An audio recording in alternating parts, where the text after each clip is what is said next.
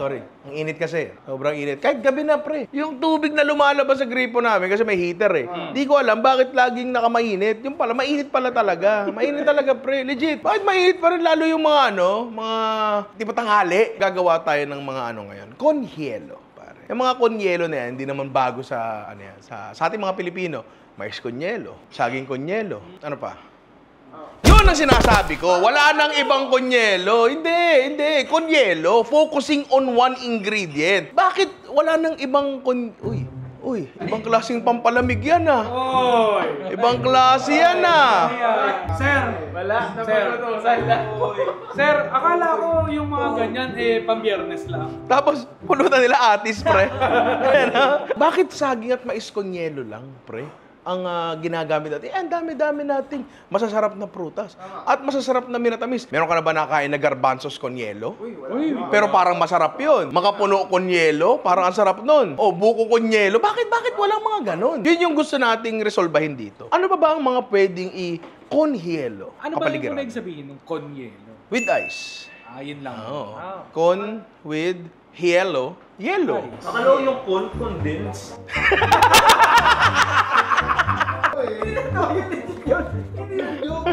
So, meron kami sa saging, condense, yellow. Maganda yun. Gusto ko yan.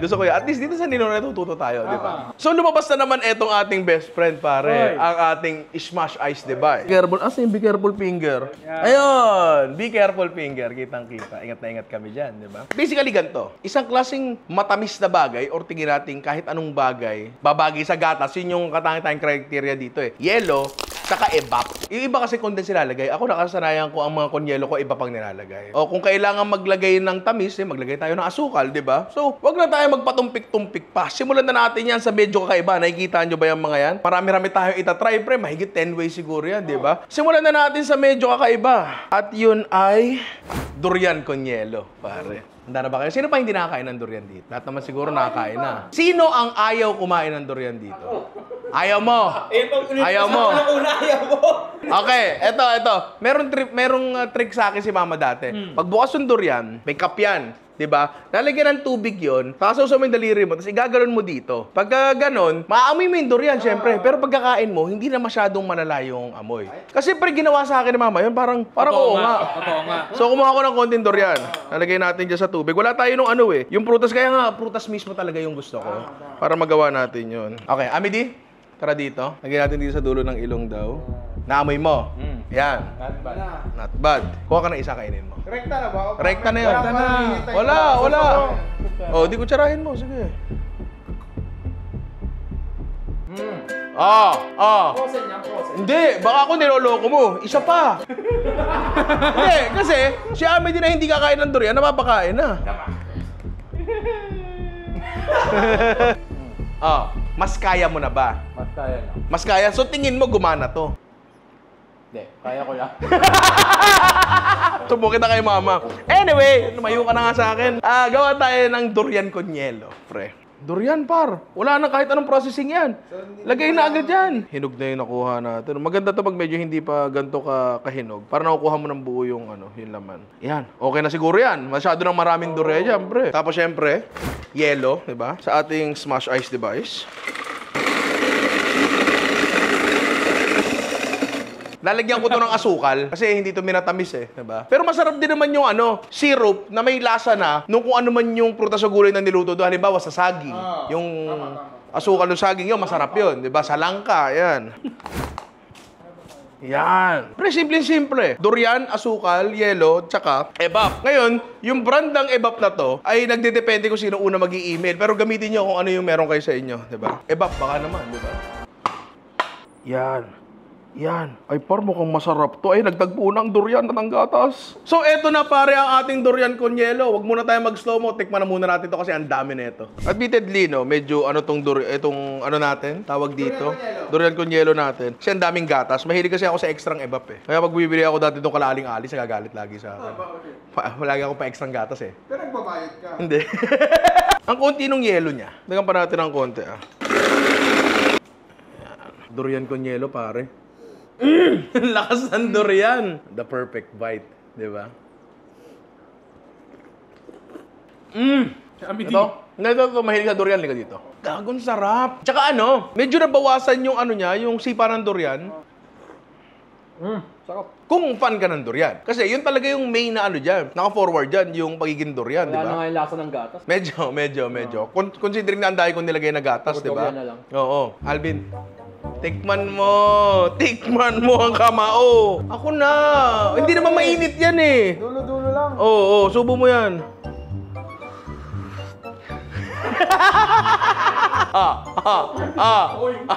Lunok. Lunok! Oh. Lunok! Ito si Amit, hindi na siya kumakain ng durian, pero kanina nakakain siya. Teka lang. Ang baho lang talaga eh. Mabaho naman kasi talaga ang durian, di ba? Bagay siya sa format na to. Kung mahilig ka mag-durian. Pre, eto, pag nakita ko sa ako, bilang mahilig mag-durian, pag nakita ko sa restaurant to, ordering ko to. Pag ikaw nagdudurian, gusto mo yung lasang durian. Kapag ikaw medyo gusto mo lang ng durian, hindi ka na lang magdudurian, di ba? Para sa akin, pasok to. Yung tayo susunod natin, and I'm sure maugusan na ni Alvin to. Arting bata na ito. Next natin ay para sa mga batang katulad nga ni Alvin at yun ay... Fresh milk con yelo. Pagkagawa masyadong bata yun, pre. Blueberry con yelo, di ba? Social. Ilang natin dyan. Asukal. Kaya asukal lang nilagay ko dyan kasi parang dapat talaga to, minacerate muna natin. Yung tipong binabad muna sa asukal. Pero kunyari gagawin mo sa labas to, asukal, blueberries, tapos meron kang pandiktik, idikdikin mo siya ng konti lang, bubugbugin mo lang para kumatas-katas na ng konti. Be careful, finger. Meron akong bagay na natutunan dun sa una nating konyelo. Kailangan maraming yelo. Yun. Tsaka mas masarap ang konyelo kapag kinakamay nung nagtitinda. Kasi ito yung sinasabi ni Alvin na gusto niyang gawin ko. Ganon, yung nakaumbok. Tapos, ebap. Diba? Ayan, magtagpo na kayo. Ayun na. Okay, nagtagpo na ang gatas at blueberry. So, ano ba bang kailangan natin gawin? Tikman na natin yan, di ba? Ang dahilan pala kung bakit namin sinut ng gabi to, kasi pre, sobrang init. Kahit dito sa kusina namin naka-aircon, matutunaw agad yung yelo. Ayaw naman namin nun, di ba? Pero dapat talaga hindi sobrang compact nung yelo, kasi minsan pag sobrang compact nung yelo, tumatapon, ang lagkit Sayang nun. Uy, lang. ayan na nga, kakasabi lang. Par, the perfect bite. Ang naging ano ko dito, yung tamis niya muna, okay lang yung tamis niya. Basehan ko dito ay blueberry cheesecake. Blueberry na may dairy. So bagay naman siguro ang blueberry sa gatas. Yellow gatas, asukal, blueberry. Parang hindi siya hindi siya sing magical nung durian. Alam mo yun? Yung durian, sarap talaga, pre. Oh. Lunok! Ang sarap talaga. Yun, may sense yun. Eto, more like, tinry mo lang. Anyway, baka yung susunod natin ay mas masarap kaya gawin na natin yun. Eto, medyo controversial to, pero tingin ko gagana to. Gagawa tayo ng kalabasa con yelo. Kaya mag-alala, minatamis ko muna siya. Diba? Medyo para siyang kamote. Parang ganon siya. Para magkain ng baby. Pwede. Pero bago yan, tikman muna natin to. Kalabasa, oh. Glossy, shining, shimmering. Splendid as well, pre. Parang masarap, no? It's ice smashing time. Yun. Ang ganda ng itsura. Ito pa lang, oh. Ewan ko, hindi pa natin alam yung lasa niyan, pero maganda pakiramdam ko dito. Tapos hindi ko na nilagyan ng asukal kasi minatamis ko nga siya. Technically, pinakulang ko na siya sa tubig, tapos nilagyan ko ng asukal. That's it. Ganun kasimple, di ba? Pumpkin is sweetened. The pumpkin is sweetened. So, lagyan na natin ng gatas. Now we put the milk. Magtagpo na kayo. Magtagpo na. Ay, yan na. The pumpkin and the milk will collide. Para magtagpo nga sila. Pre, social yan. Ano yan? Hindi mo bibili ng 10 piso yan, di ba? At eto na pare ang ating kalabasa. Konyelo, di ba? So wala na tayong kailangan gawin. Tikman na natin yan. Pero bago yan, wala pala slow mo. Sige, tikman na natin yan. Parang masarap to. I'm feeling good about this, ha? Nung buti pinaalala ni Alvin sa akin kanina, years back, siguro mga 2 years ago o last year, gumawa kami ng kalabasa halaya. At masarap yung kinalabasan niya. And siguro, kalabasa, gatas, baka ganun din yung maging lasa niya, di ba? Kalabasa con yelo. Ooh, the perfect bite. Para siyang kamote na sobrang ganda ng pagkakaluto. Big boy. Face the wall. Ayaw nga. Anong oo nga? Ay, umisa pa. Nahimala. Ay! Huwag mo akong... Oy! Huwag kang tumingin sa... Oy! Hindi, pero masarap siya. George, halika dito. Di ba? Hindi na rin patingin ko Hindi na magsalamin. Paano mo na yan? Atapang ko na to. Atapakan ko na to. Pero ano, masarap? Masarap siya. Okay siya, di ba? So, tingin ko, kapag kumuha ka ng isang medyo malapit, meron ng existing na miratamis, tapos niiluhan mo, gagana siya. Meron ng miratamis na kamote, di ba? So, Kamote kung yelo. Why not? why not? Ito na nga. At buti nasabi mo yan kasi yung susunod natin medyo malapit sa kamote. Sabi ko kanina medyo malapit sa kamote, di ba? Ito pare, oh. Gabi con yelo. Ito ay literal na gabi lang na, ay, minatamis namin. Niluto namin sa tubig at asukal. Yun lang talaga, di ba? Malaway siya. It is very salivary, di ba?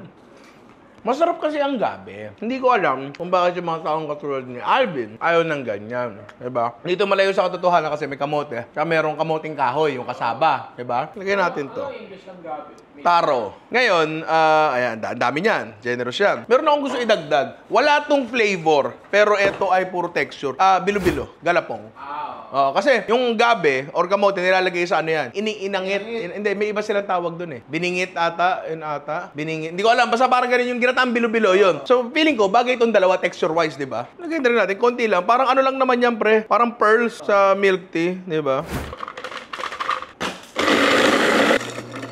Parang winner to. Di ba titigas yun? Actually, yun din. Magandang tanong yan. Kasi sa milk tea, kapag masyado siya nababad, yung pearls mo, pumapangat yung texture niya. Ngayon, tingnan natin kung ano magiging tsura nito kapag nalamigan siya. Kasi pre, ang biko kapag nalamigan, ang pangit na. Diba? Tingnan natin. Uy, ayan na, nagtagpo na sila. Yan! At eto na pare, ang ating gabi con hielo with bilo-bilo pare. So, tikman na natin yan kasi wala pa tayong pang slow mo. Yan, haluin na natin yan. Eto, unang problema. Medyo malagkit siya, medyo matigas siya, so medyo mahirap siyang haluin kumpara dun sa iba. Pero, ano lang yan, pagsubok lang yan, kaya mo lang pasan yan. Ayan, oh. The perfect bite. Mampugo. Hindi. Sorry. Flavor-wise, matalinong lasa. Flavor-wise, wala siya masyadong flavor. Kasi ang gabi, medyo neutral ang lasa niyan, di ba? Tapos, yung bilo-bilo, wala siyang lasa talaga. So, ang main na malalasahan mo talaga dito ay gatas, di ba? Pero, that's not a bad thing. Masarap ang matamis na gatas. Tapos, nagkaroon ng dalawang sobrang interesting na texture. Yung bilo-bilo, nung nalamigan, naging mas chewy siya. Ayan, no? Parang ano, pre? Mochi ice cream. Di ba yung mochi na malamig? Chewy siya. Di ba naging chewy siya? Okay siya. Harap siya. Ang sarap siya, maganda siya. Oh, ang liit niyan, ang liit niyan. Ang liit niya, kuha ka ng mas malaki. Okay lang Kuha ka yan. ng mas malaki. Ang pangit naman patikimin ito. Alin nga dito, Amity. Ang sarap. Okay sa ito. Actually, okay, umalis ka na. Actually, dati, nag-try akong gumawa ng garbanzos con yelo. Mahilig kasi ako sa garbanzos. Masarap yun eh. Pag ginawa mo siyang con yelo, wala siya masyado na iaambag dun sa con yelo, kundi texture lang. Wala kasing lasa yung garbanzos. Oo, tamis lang talaga yun. Para siyang ganon. Eto, texture play. Alam mo, feeling ko, pag ito nilagay mo pa ng pinipig, mas interesting. Kasi ano siya, magiging kunyelo siya na maraming texture. Ang dami niyang klaseng texture. May malutong na pinipig, malutong na yelo, chewiness ng mochi. Sorry, bilo-bilo pala. Tapos yung kakaibang texture din ng gabi. Pero alam mo, medyo tama ka ng konti. May kate. May konting-konti. May konting-konting kate. Ngayon ko lang ito natikman sa gabi. Pero kasi siguro, pag nagluluto tayo ng gabi, nasa sinigang, so siguro nadidilute siya. Pero ito, meron konti. Meron siyang konti. So feeling ko, next time, lutuin pa ng mas matagal. Kasi ganun sa laing eh. Lutuin mo pa ng mas matagal, tatanggal yung kate. Hiwain nyo na mas maliliit, tapos lutuin nyo na mas matagal. Pero panalo to, pare. Doon tayo sa next natin. Ito, pre, medyo kakaiba to. Controversial din. Medyo controversial din to. Oo. Medyo tama ka. Munggo! Green munggo, pare. Medyo controversial lang kasi verde siya. Pero kasi yung itim na kapatid nito, nagagawa namang minatamis, di ba? Ngayon, eto na si Alvin na naman yung example ko. Si Alvin na ayaw sa beans niyan. Pag matamis, okay naman. Pag matamis, okay sa'yo. So, kakainin mo to. Oo. Nagmumunggo naman ako, pre. Nagulam ako munggo. Edi good. Tsaka yun yung shock factor dyan. Hala, ginugulay sa amin yan tuwing Biyernes. Pwede rin pala gawin dessert.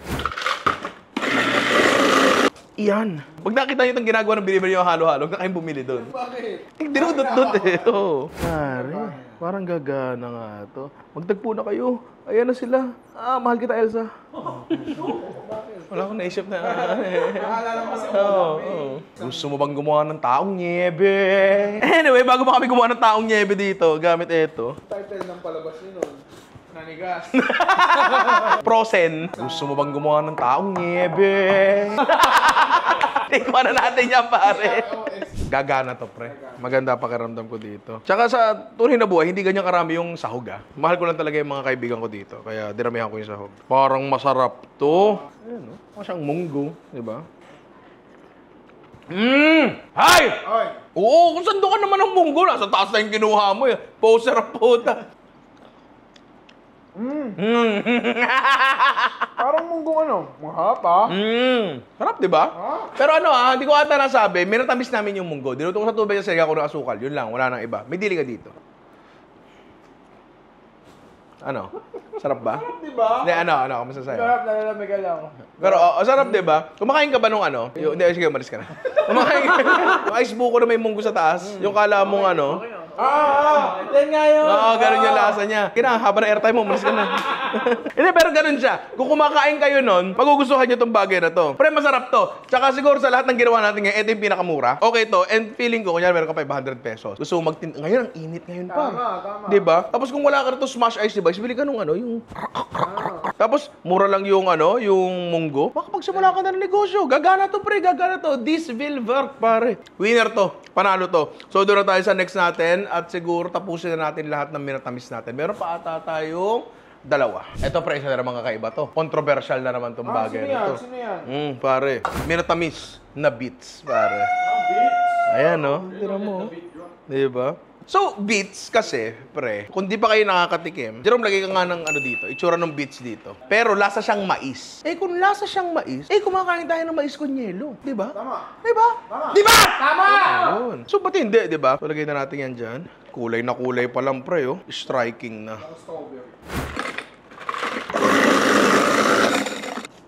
Tapos, lagyan lang natin ito.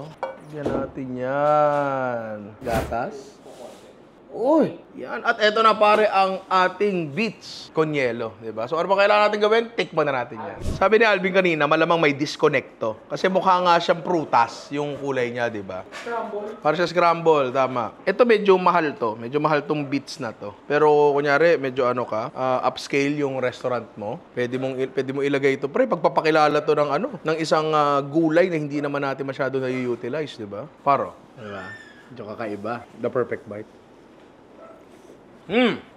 Okay. Ang beets, na figure out ko na rin to dati, hindi masyadong kumakatas yung ano niya, yung lasa niya. Parang carrots. Kapag ang carrots pinakulo mo sa tubig, hindi naman masyadong naglalasang carrots yung tubig, pero nagiging orange siya. Ganoon din ang beets. Yung kulay talaga, ang main ano niya, main contribution niya. Ngayon, ang texture kasi ng beets, pre, hindi siya parang kamote. Parang lang ano Paano ko ba explain to? A cross between kamote and singkamas. Parang ganun siguro siya. Oo. Alvin, bilang pinakamaarte dito, tikman mo to. Texture niya ay texture ng gulay. Gets mo? Lunukin mo yan, lunukin mo yan. Lunukin mo yan. Hindi ka makapag-PS5 pag di mo nilunok yan. Okay. Nasa ang mais, ang galing. Nasa siyang mais. Tapos yung texture niya, pre, parang texture ng lutong gulay. Hindi ba, Bin? Ganun din naman ng mais con yelo. Ang mais con yelo kasi, kapag hindi cream corn ang ginamit mo dyan, ang lasa ng mais, nasa mais lang talaga. Kaya usually, ginagamit talaga ay cream corn. Para yung yelo, oo, may lasa siya, di ba? And I feel like isa dapat yun sa mga kinoconsider natin, paggawa ng mga bagong con yelo. Dapat meron siyang lasa na ikinakatas papunta dun sa yelo para yung lasa ay hindi nandun lang sa prutas o gulay. 'Di ba? Kailangan yung yelo mismo ay may lasa. Kaya ang sarap nung kalabasa kanina. Kasi yung yelo pala, ang sarap na, 'di ba? Ayos lang siya, striking siya, pero kunyari ako, nakita ko to sa menu, kahit mahal o ordering ko, pero hindi ko na ulitin to. Hindi na talaga, 'di ba? Punta tayo sa next natin. Ito, kakaiba rin to. Oo, pare. Mani con yelo, pare. Tinan mo yan. Ang mani, kapag pinakuluan mo, umabsorb siya ng tubig, nagiging parang bean siya. Hindi na siya parang maning malutong. Ganun siya. So, ang ano ko dito is para siyang yung pinatamis sa beans natin, di ba? Ang mani kasi, malakas ang lasa ng mani. Di ba? Di ko alam kung lalasa ba to. Kasi ngayon, pag tinitibang ko to, lasa siyang matamis na mani, pero hindi parang peanut brittle. Siguro kung brown sugar ang ginamit natin dito, baka mas appealing siya ng konti. Giling na tayo yelo. Parang ano to, mukha siyang Chinese dessert. Gatas. Ay, bitin na to. Yan, pare, at ito na ang ating mani con Yelo. Tikman na natin yan. Par, mani con yelo. Diba? Bakit? Sarap ng manimong yelo. Tabang. Hindi ko nalagyan ng ano. Hindi ko masyadong nalagyan ng asukal niya. Oo. Yan. Okay lang yung manguya eh. Okay lang siya. Pero, wala siyang lasa, pre. Ayos lang, no? Ayos lang. Gano'n lang siya. Hindi siya masyadong... Hindi ka tulad ng mga ibang natikman natin, di ba? So, Wala kang beans nga siya. lasang beans siya. Lasang beans siya. Yun yung, siguro kung meron kayo mapupulot dito at sa dish na to. Ang mani, pag niluto mo, para siyang beans and use it to your advantage. Baka meron kang mga application na pwede paggamitan ng bagay na yun, di ba? Ayos lang siya. And, hindi, sakto. Meron pa pala tayo dito isang minatamis, pare. Doon sa ating huling minatamis, pare. Ito talaga ang pinaka-controversial sa lahat ng minatamis natin, pare. Sayote? Ano yan? Ano yan? Sayote. Hindi sayote yan, pare. Pero kalaban niya to sa tinola. Papaya. Ito ay papaya, pare. Na-inspire kasi ako sa kundol. Ang kundol kasi ay isang gulay na minamatamis nila. Diba? At yung kundol, na yung parang balot sa asukal, masarap yun eh. Wintermelon. Wintermelon, oo. Masarap yun. So, kako, bakit tayo hindi humanap ng neutral na gulay na pwede nating patamisin? Kasi, ginawa na namin dati, pre, sayote, sa apple pie ba yun? Okay naman siya. Pero eto, yung papayang hilaw, mas hindi siya lasang gulay, pre. Mas pasok to bilang replacement ng apple pie. Tikman mo. Oh, lulukin mo yan. Walang PS5 for you, 2 weeks. Matamis. Matamis. Wala siya ibang partikular na lasa. Pwede mo siguro lagyan ng pandan yan. Dapat yun yung balak namin. Nakalimutan ko lang din talaga. Pero ganun lang. Maglalasa pandan lang siya. Yan, ganyan yung mga expert na naglalagay ng yelo. Hindi tumatapon yun. Para hindi siya masyadong compact. Oo, ayan na sila. Nagtagpo na. Yan, at ito na ang ating minatamis na papayang hilaw. Pare. So, tikpan na natin yan. At kung nagtataka kayo kung bakit walang papayang hinog, wait lang kayo. Hindi ako mag-e-expect ng ano dito. Masyadong matindi. Kasi yung mani nga, walang lasa eh. Di hamak na mas may lasa dapat ang mani kaysa sa papaya, di ba? Paro. Mukha siyang nata de coco nga o gelatin, di ba? Kasi meron ako isang nakuha. Yung malapit sa balat. Medyo matigas siya. Naramdaman mo yung texture ng gulay.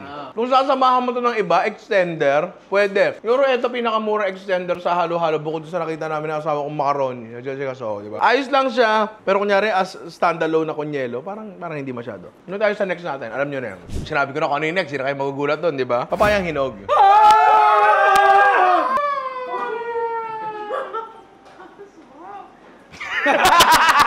Hindi, pero ito may lasa eh. Alam naman natin yan eh. Tapos kung sasabihin nyo, ala, Ninong Ray, yung papaya mo naman overripe. Wala, Ninong Ray, yung papaya mo naman overripe. Wala, Ninong Ray, overripe. Wala, Ninong Ray, Sinadya po namin yan para nadudurog siya sa gatas. Palagay natin yan dito. Magiging parang yung kalabasa niya. Parang ganon siguro. Yan. Bago pala yan, asukal muna kasi hindi minatamis to. It is not sweetened. Parang papaya shake nga sana yung mangyari dito.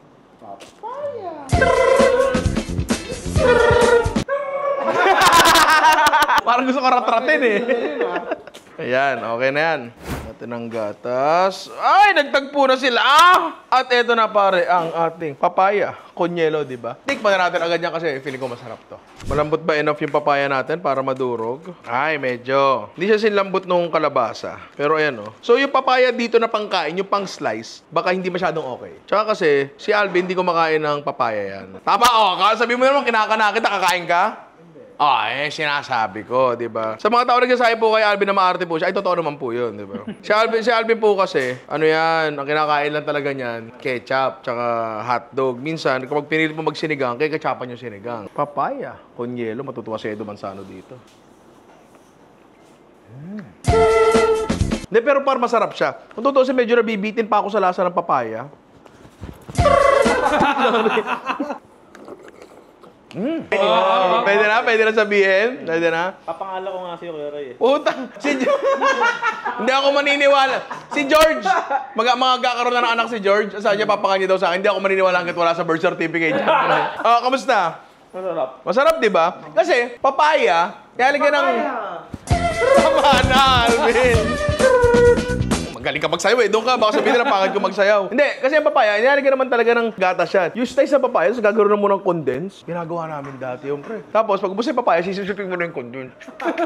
Masarap to. And ang lasa niya ay kung ano yung ine-expect mo. Yun talaga siya, di ba? Meron pa tayong ilan dito. Susunod sana namin, guyabano, kasi parang masarap guyabano con yelo. Pero saksakan ng tigas pa par. Pero feeling ko, gagana to. Sayang lang din namin matry. Pero doon tayo sa next natin at eto ay isang klaseng prutas na malamang matagal mo nang hindi natitikman kaya gawin na natin to. Alateres, pare. Unless meron kayong tanim nito. Dati may tanim kami dyan. Namatay na lang sa kakabahan ng Malabon. Sumipsip ng maalat eh. And etong alateres na to, kung hindi pa nakakatikim, ay kawawa naman kayo. Napakasarap nito. Hindi na naabutan. Actually, mahirap dito sa alateres, mamimili ka. Yung medyo mahilaw-hilaw pa, nakakatim mo sa puno. O yung hinog na nasa sahig na. Pili ka na lang doon, di ba? Dito. Tapos kunyari, tapos Bin, kunyari, Ay! Ano ba? Tumingin ka sa dinadaanan mo. I am sorry. Isang tip lang, no? Pag ikaw ay nagbebenta sa Facebook Market, kapag tinanggap mo na yung bayad, huwag kang matutulog, ha? Kasi, pre, nasend ko na sa yung Gcash eh. Tapos, yung rider, binuko na. Tapos, bigla sabi yung rider, di ka daw makakontak. Tapos biglang iniisip ko, scammer ka na. Tapos may sabihin, ay, naka-idlip ako. Tsaka pre, siguraduhin nyo na magbumili kayo ng, nagbenta kayo ng 1 kilo ha. Walang 1 kilo yan, pre. Walang 1 kilo yan, oo. Yung damihan natin. Kasi matamis ang alateres, pero yung lasa niya, hindi ganun ka-strong. Yan, okay. Natin ang asukal. Tapos, ganun lang uli. Dikdikin natin. Hindi ganyan naman talaga kulay ng laman ng alateres. Medyo brownish. Ay, no, pre, nag-liquefy siya, oh. Hindi ko in-expect na mag-liquefy siya ng ganyan. Hindi, kailangan ko matikman na agad. Baboy kasi pag sinubo ko eh. Hindi. Ganto na lang. Sabay tayo. Dala mo dyan. Dala na!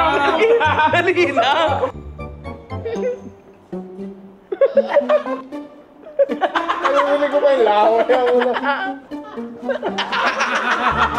Di ba masarap? Yung karanasan, pero masarap din naman to, di ba? Parang sa una ayaw mo, pero pag tumagal ng konti.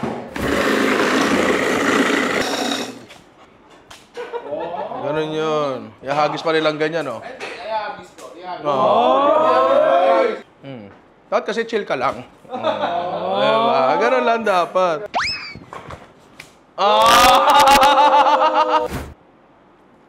Alateres con yelo? O-ordering ko yan, par. Lalo na kung di matutulog yung nagtitinda sa FB Market, di ba? So, ano pa bang kailangan natin gawin? Tikman na natin yan, par. Tira mo to, Ian. Medyo weird yung itsura nung alateres. Parang laman loob, di ba?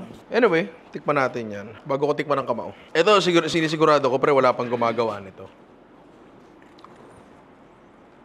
Kasama sa experience sa pagkain ng alateres, ang pagdudura ng balat.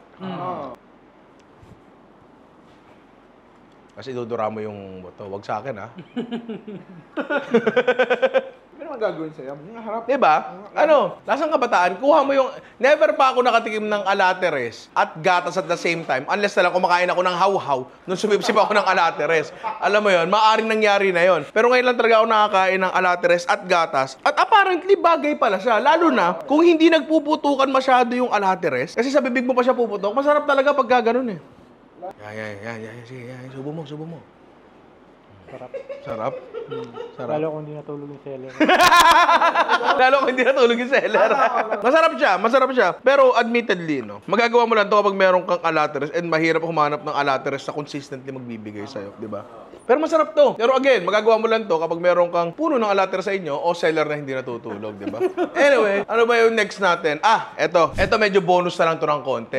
Dalawa to pagsasabayin natin. Leche plan at yema. Kasi yung leche plan, na-try na natin dati yan at hindi naman mahirap paniwalaan na masarap yan. Pero eto, hindi pa. Bakit? Bakit ka natatawa? Masarap talaga yan. Natikman mo na kanina yan, di ba? Although, gusto ko lang pong sabihin na sana po yung yema nyo, hindi po lasang cellophane. Yung yema po namin lasang cellophane. Tapang eh. Mga 5 yema siguro okay na to, o 6. Hoy! Tinatanong ko kayo! Gulat ang gag. Kalahati. Lalagay natin yan. Mayabang. Oo, ganyan. Oo. Doon muna tayo sa, sure na masarap. Yan. Tapos yung ating yema. Yan! Ito na pare ang ating leche flan con hielo at yema con hielo. So, paano iyan? Picture mo na yan at tikman na natin yan.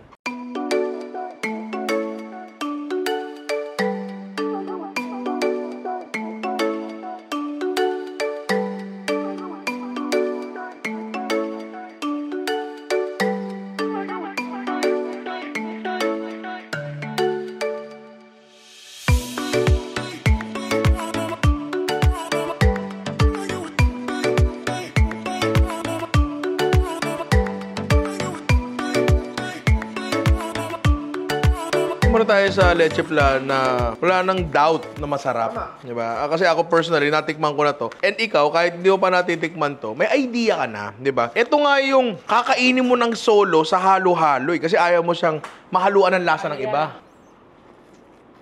Hindi, yan kasi maganda sa leche flan. Kapag nalalamigan siya, nagiging malagkit siya. Sa ngipin, masarap. Dumidikit sa ngalangala. Oo. Gusto ko eh. Ngayon, dito tayo sa mas kakaiba. Yema con hielo. Oo, nagsushoot pa! Oh, par. Yema con hielo. First of all, hindi na po siya lasang cellophane. Baka yung kahon kanina yan. Sabi sa inyo. Ito okay na siya. Ngayon, ito, masarap siya. Kaso kailangan mo munang nguyain yung yema sa bibig mo. Tapos mahirap kasi matigas. Hindi. Actually, hindi na pala siya matigas. Pagka, dito, kapag hinahalo mo, matigas siya. Pero pag ginunguya mo, hindi naman. Yung hindi siya nadi-dissolve. In-expect ko, magkakaroon siya ng pagkatas ng konting lasa at mapunta sa yelo. Wala pre, maramot. Kita mo, hindi nga nag-iba yung kulay ng yelo eh. Di ba? Ganun lang siya. Tapos, dahil lumamig siya, medyo nag-solidify yung asukal ng konti, mas masarap siyang nguyain. Okay siya. Yung yelo ay nanatiling yelo. Gatas ay nanatiling gatas. Higit sa lahat, yung yema ay nanatiling yema. Yun siya. Lasa siyang yema na may yelo, na may gatas at asukal. Oo. Yung hanap ko sa tuwina. Natawa na kayong lahat eh. Alam ko na eh. Hindi siya kunyelo. Para sa akin kasi ang kunyelo dapat kumakatas nga yung lasa. Papunta dun sa sabaw at hindi niya na-achieve yun, di ba? Hindi. So ano tayo ngayon? 12 ways kunyelo. And meron tayong mga nalutong surprisingly masarap. Meron din namang mga sakto lang, hayaan na lang natin silang ganon, di ba? Kasi tatanungin ko kayo lahat. Kasama yan. Yung tatanungin ko kayo sa ranking ng lahat ng kunyel na ginawa natin except sa leche flan kasi madugas yun. Yeah, tingnan nyo, habang ang mga hurado ay habang ang mga hurado ay namimili ng kanilang ng mananalo, sasayaw muna ako. Ang aking number 1 ay ang kalabasa. Ang aking number 2 ay yung munggo. At ang aking number 3 ay yung gabi. Pero sana walang kate. Yun ang aking ranking. Ako number 1. Okay. Hindi ka mapapahiya eh. Sagot yung kalabasa. Gabi din yung sa akin. Kaso mochi lang, walang gabi. Ay yung ano lang. Bilo-bilo lang? Bilo-bilo lang. Oh. Talaga? Oh, masarap siyang nguyain. Ba? Ay, sorry. Doon din. Pero ihuli ko, mani. Huli mo yung mani. Pero natripan mo yung mani. Number 3 mo yung mani. Talaga? Number 1 sa akin yung Munggo. Oh. yung alabasa. Number 3 ko, yung alateris. Alateres, oo. Alateris yung panghuli ko. Alateres. Actually, masarap yung alateres talaga. O, ikaw, Midi. Papaya. Ano nga pala? Kalabasa. Tapos alatere. Alateres, oo. Sa akin yung kalabasa. Number 1, kalabasa. Tapos yung pangalawa, munggo. Papaya. Okay, ikaw, Rani. Ako, number 1 ko. Kalabasa number 1, next. Number 2 ko. Durian. Then, Ayun, may durian Ayun, may durian pala. Durian pa. Oo. sa country ko durian. Okay. Oo. Anyway, maraming salamat mga inaanak.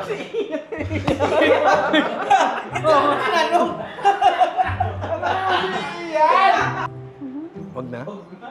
Anyway, maraming salamat. Ako, number 1 ko, munggo. Okay, maraming salamat mga inaanak. Sana i-try nyo to. At least man lang yung yung mga 1, 2, 3 namin. Huwag nyo na i-try yung mani, tsaka yung yung papaya. Sige, huwag nyo na i-try yung papayang hilaw. Huwag nyo na i-try yun, di ba? Pero iba, i-try nyo. Especially yung mga pinili namin number 3. Kaso nakatulog. Oo, okay. Sana yung alateres kaso nakatulog yung seller. Sana, sir, pinapanood mo to. Hindi kanya magnegosyo. Tandaan mo yan. Maraming salamat. And pag meron pa kayong naiisip na pwedeng i-conhielo, bukod sa alam mo kung saan nakuha yung inspirasyon nito, yung sinasabi nitong chicken shake. Inisip ko chicken shake, gago. Pero ano pa ba yung mga pwedeng i-shake? Technically, ang kunyelo ay crude shake. Kung meron pa kayo naisip ng mga pwede i-kunyelo, i-comment nyo lang sa baba. And kung gumawa kayo, tag nyo ako sa lahat ng social media ko. Kasi minsan sinishare ko yung mga yan. Tama. Oo, sinishare ko yung mga yan. And kasi gusto ko nakikita na ina-apply nyo yung mga napapanood nyo dito. And syempre, kung ikaw ay nakakuha ng value at entertainment sa episode na to, huwag niyong kalimutang mag-subscribe and i-like itong video na to. At ipagdasal niyo kaming lahat kasi mukhang masasama kaming tao eh. Kailangan namin ng dasal eh. Hindi, ikaw talaga. Para sa'yo lang mapunta yung dasal. Ako pinakamabait dito, si Ian kahit nasa simbahan dati, kaya nga umalis yan. Hindi talaga umalis yan, pinaalis talaga yan. I love you all mga inaanak hanggang sa muli. Kung meron kayong gusto ipa-content sa amin, paki-comment lang sa baba. Mwah!